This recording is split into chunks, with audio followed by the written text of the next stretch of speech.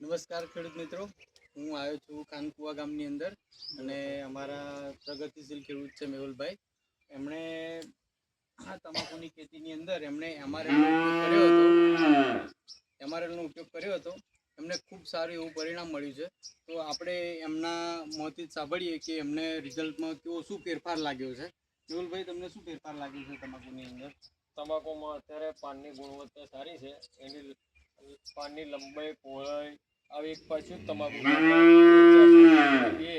અત્યારે બધું જો બધું ભેગું થઈ ગયું છે અંદર.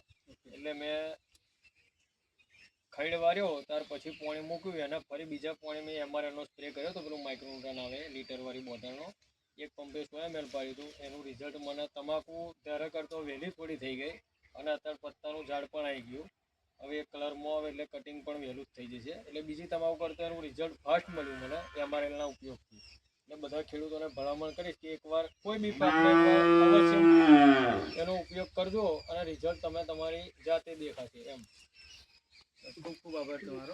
અને તમે જોઈ શકો છો કે એક છોડવો નહીં પણ બધા જ છોડવા તમે જોઈ શકો છો કે એની સાઈઝ પણ તમે જોઈ શકો છો. સાઈઝ એનું ઝાડ પણ, એની આ પાછળની નસ પણ જોઈ શકો છો. ખૂબ એવું સારું પરિણામ છે. આની અંદર રોગ જીવાત બિલકુલ નથી. લાલ ચાંચડીનો પણ કોઈ પણ પ્રકારનો પ્રશ્ન રહેતો નથી. તો ખેડૂત મિત્રો, તમે જોઈ શકો છો, એનું થડ પણ જોઈ શકો અને મકરવાનો પણ પ્રોબ્લેમ આવતું નથી. તો આ બંને રીતના ઉપયોગ કરી શકાય છે. પહેલાં તો તમે એના ટૂવા પણ આપી શકો છો અને એના સ્પ્રે બી કરી શકો છો.